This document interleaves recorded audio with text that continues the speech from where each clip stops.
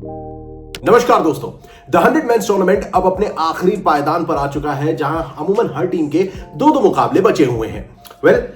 Top 3 में आने के लिए 4 ऐसी टीम्स हैं जो कि प्रबल दावेदारी पेश कर सकती हैं। ओवल इनविंसिबल तो देखो सीधे फाइनल का टिकट कटाने की तैयारी में है, क्योंकि 6 मुकाबले खेल चुके हैं, 20 पॉइंट है। लेकिन यहां पर 3 ऐसी टीम्स हैं जो कि सेकेंड और थर्ड पायदान के लिए लड़ रही हैं। ट्रेंट रॉकेट्स, नदन सुपरचार्जर्स और सदर्न ब्रेव। और दोनों ही टीम्स, ट्रेंट रॉकेट्स और नदन सुपरचार्जर्स 16-16 पॉइंट्स लेके बैठी हैं। सदर्न ब्रेव अगर दोनों मुकाबले जीत जाती है तो यहां से उन्हें सीधे 20 पॉइंट मिल जाएंगे और फिर पेज थोड़ा सा फंस सकता है। खैर, यहां पर आज हम कवर कर रहे हैं द 100 मेंस टूर्नामेंट का 27वां मुकाबला, जो खेला जाएगा ट्रेंट रॉकेट्स और वेल्श फायर के बीच।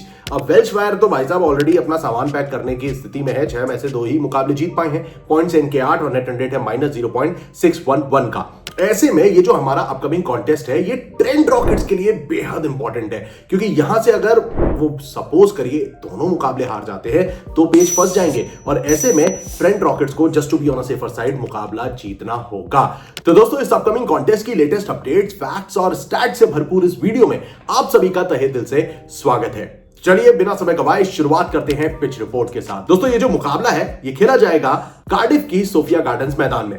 और अभी तक सोफिया गार्डन्स में द 100 मेंस टूर्नामेंट के 19 मुकाबले हुए हैं, जिसमें से 10 मैचेस फर्स्ट बैटिंग करने वाली टीम ने जीते हैं।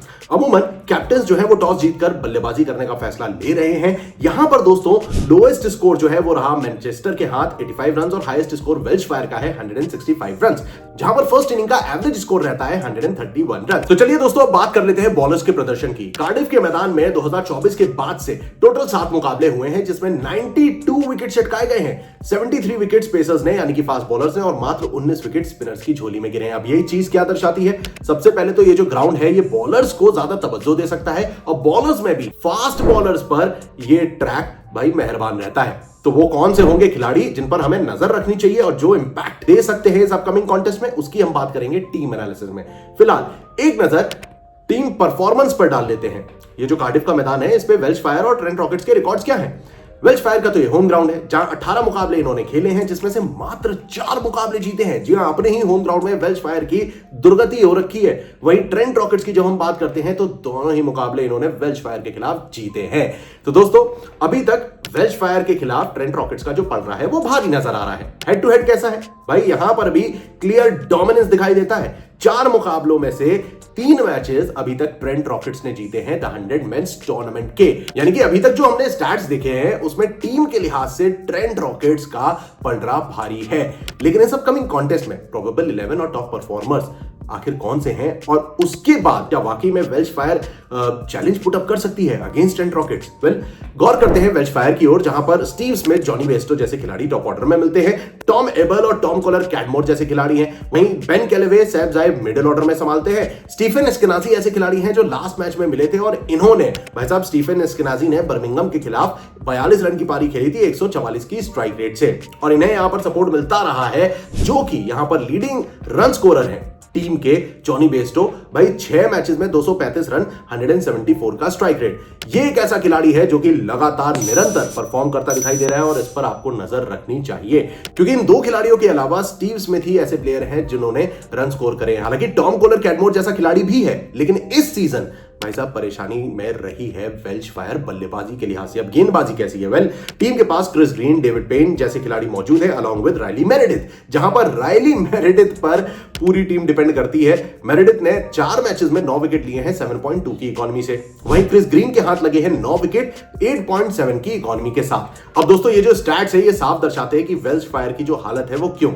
टॉप ऑर्डर में अगर आप देखें, जॉनी बेस्टो और स्टीफन एस्केनाजी अभी रन स्कोर कर रहे हैं, और दूसरे 2 खिलाड़ी हैं क्रिस ग्रीन और रायली मेरेडिथ। इन 4 खिलाड़ियों पर ये पूरी टीम डिपेंड करती है, और यही रीजन इनकी हार का कारण बना हुआ है। On the other hand, when we talk about Trent rockets, जो कि भाई साहब टॉप 3 की दावेदार है, यहां पर जो Root, Tom Benton, Rehan Ahmed, Tom Moore जैसे खिलाड़ी हैं, मार्कस टॉयनिस जैसा ऑलराउंडर मौजूद है। हालांकि वो बल्ले से कम गेंदबाजी में ज्यादा अच्छा प्रदर्शन कर रहे हैं। David Willey, George Linde, Sam Hain, Max Holden, Sam Cook और बेन सैंडरसन जैसे खिलाड़ी टीम में मौजूद हैं। टीम का batting lineup no doubt decent है। दे हैव टॉम बेंटन जो कि 195 रन जोड़ चुके हैं 135 की स्ट्राइक रेट से। रेहान अहमद ने इन्हें अच्छा सपोर्ट किया है एज एन ऑलराउंडर। रेहान ने 142 रन बनाए हैं और साथ ही 7 विकेट भी चटका चुके हैं। इन दो खिलाड़ियों के अलावा आते हैं मार्कस स्टोइनिस। जैसा मैंने आपको बताया, बल्ले से नहीं, इस बार गेंदबाजी में ये कमाल दिखा रहे हैं। 7 विकेट ले चुके हैं 8.3 की इकोनॉमी के साथ। वहीं डेविड विली की जब हम बात करते हैं तो 6 मैचेस में 6 विकेट है 7.9 की इकोनॉमी में। तो दोस्तों ओवरऑल जब हम दोनों टीम्स को आमने सामने रखते हैं, स्टैट्स को ध्यान में रखते हुए ट्रेंट रॉकेट्स कोई बहुत out of the box perform नहीं कर रही है, लेकिन वेल्श फायर के कंपैरिजन में ट्रेंट रॉकेट्स का पलड़ा डेफिनेटली भारी नजर आता है और जीतने की भी दावेदारी पेश करते हैं। अब इस पूरे एनालिसिस को सुनने समझने के बाद आपकी क्या प्रतिक्रिया है? कमेंट सेक्शन खुला हुआ है, जवाब जरूर दीजिएगा। और चैनल को सब्सक्राइब नहीं किया हो तो फटाफट से सब्सक्राइब करें, नोटिफिकेशन की घंटी बजा दें, जिससे आप क्रिकेट से जुड़ी, मुकाबलों से जुड़ी A to Z detailed updates पाते रहे। So stay tuned and keep watching cricket line Guru.